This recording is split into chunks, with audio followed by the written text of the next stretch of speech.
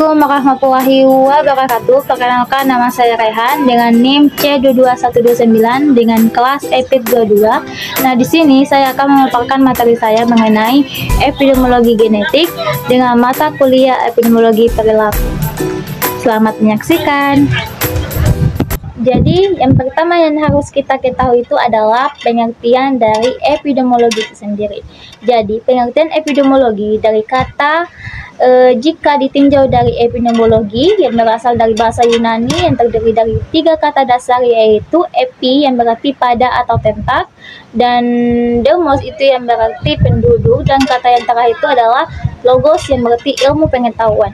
Jadi pengertian dari epidemiologi itu adalah ilmu yang dimana mempelajari tentang penduduk, dan sedangkan dalam pengertian modern pada saat ini itu adalah ilmu yang dimana mempelajari tentang frekuensi dan distribusi, yaitu penyebaran, serta determinan, yaitu masalah kesehatan pada sekelompok orang atau masyarakat, serta determinasinya yaitu faktor-faktor yang mempengaruhinya.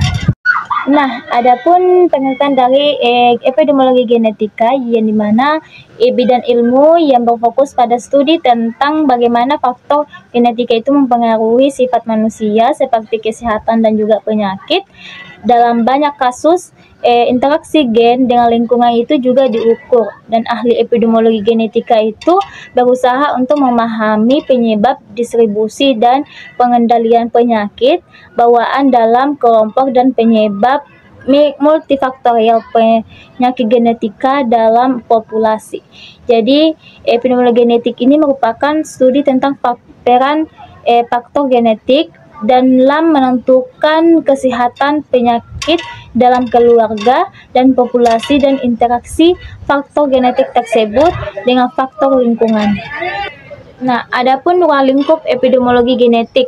Jadi secara umum itu epidemiologi genetik itu mencakup beberapa aspek. Yang pertama itu adalah identifikasi gen. Jadi yang dimana mencari tahu gen-gen spesifik yang terkait dengan penyakit tertentu. Jadi dan menganalisis variasi genetik yang misalkan polimorfisme nukleotida tunggal atau SNP yang dapat meningkatkan atau menurunkan risiko penyakit. Dan yang kedua itu ada interaksi gen lingkungan yang dimana mempelajari bagaimana faktor lingkungan seperti pola makan, paparan bahan kimia, gaya hidup itu dapat berinteraksi dengan gen untuk memicu atau memperburuk suatu penyakit, dan mengevaluasi pengaruh faktor genetik pada respon individu terhadap pengobatan. Nah, adapun yang ketiga adalah distribusi penyakit, yang dimana menganalisis distribusi penyakit dalam suatu populasi berdasarkan faktor genetik dan lingkungan, dan membandingkan frekuensi alel tertentu pada kelompok individu yang sehat dan sakit.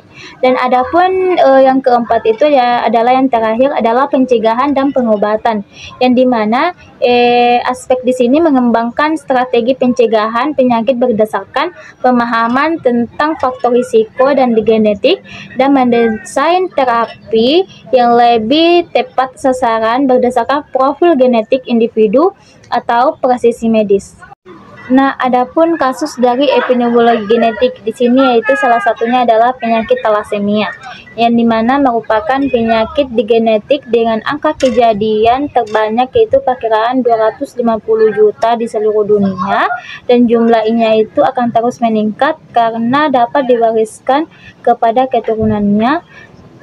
Frekuensi pembawa sifat talasemia ini di Indonesia itu cukup tinggi, yakni sekitar 6-10 orang di antara 100 orang penduduk di Indonesia. Dan data epidemiologi itu menunjukkan bahwa talasemia itu tidak dapat diabaikan, terlebih karena kejadiannya itu bersifat genetik, dan seiring dengan perjalanannya itu dapat menjadi fatal, dan diperlukan adanya kesadaran dan pengetahuan dari masyarakat terhadap penyakit ini sehingga beban penyakitnya itu dapat ditekan. Jadi di mana salah satu yang dapat dilakukan adalah dengan cara screening atau pemeriksaan awal untuk mengidentifikasi pembawa sifat talasemia dan mencegah perkawinan di antara sesama penderita atau pembawa sifat talasemia. Jadi talasemia ini merupakan suatu kelainan pada darah dengan karakteristik anemia itu jumlah sel darah merah yang lebih rendah daripada normal atau rendahnya hemoglobin dalam darah yang bersifat diturunkan dari orang tua ke anaknya. Jadi anemia yang terjadi pada penderita talasemia ini menyebabkan penderitanya itu mudah letih, lesu dan lelah karena pada anemia itu terjadi gangguan pengangkutan dan distribusi oksigen yang merupakan sumber energi bagi sel-sel tubuh. Jadi pada talasemia, kondisi anemia tersebut itu diturunkan karena adanya suatu gen yang resesif itu autosomal yang menyebabkan terganggunya produksi hemoglobin darah, suatu protein yang menyusun sel darah merah yang memiliki peran utama dalam pengangkutan oksigen dalam darah. Jadi adapun kasus obesitas yang dimana cenderung juga diturunkan sehingga diduga memiliki penyebab genetik. Jadi anggota keluarga itu tidak hanya terbagi gen, tetapi juga makanan dan kebiasaan gaya hidup yang bisa mendorong terjadinya obesitas. Jadi seringkali sulit untuk memisahkan faktor gaya hidup dengan faktor genetik.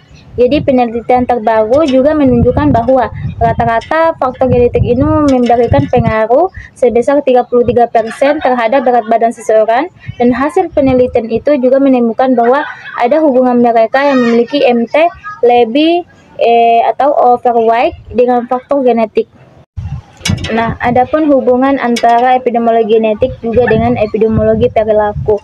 Jadi epidemiologi genetik dan epidemiologi perilaku itu adalah dua cabang ilmu epidemiologi yang mungkin tampak berbeda pada pandangan pertama, namun keduanya itu saling terkait dan berkontribusi dalam pemahaman yang lebih komprehensif tentang kesehatan dan penyakit. Epidemiologi genetik itu juga berfokus pada mempelajari distribusi determinan genetik pada penyakit dalam populasi. Ini juga melibatkan identifikasi gen atau varian genetik yang terkait dengan risiko lebih tinggi atau lebih rendah terhadap suatu penyakit. Misalnya, studi genetik dapat mengidentifikasi gen yang terkait dengan risiko lebih tinggi terkena diabetes tipe 2 atau penyakit jantung. Nah, adapun epidemiologi perilaku di sisi lain ini mempelajari hubungan antara perilaku dan kesehatan. Ini mencakup studi tentang bagaimana faktor-faktor seperti pola makan, aktivitas fisik, dan juga kebiasaan merokok dan konsumsi alkohol itu mempengaruhi risiko penyakit. Misalnya, epidemiologi perilaku dapat menunjukkan bahwa orang yang sering berolahraga itu memiliki risiko yang lebih rendah terkena penyakit jantung. Nah, adapun hubungan keduanya.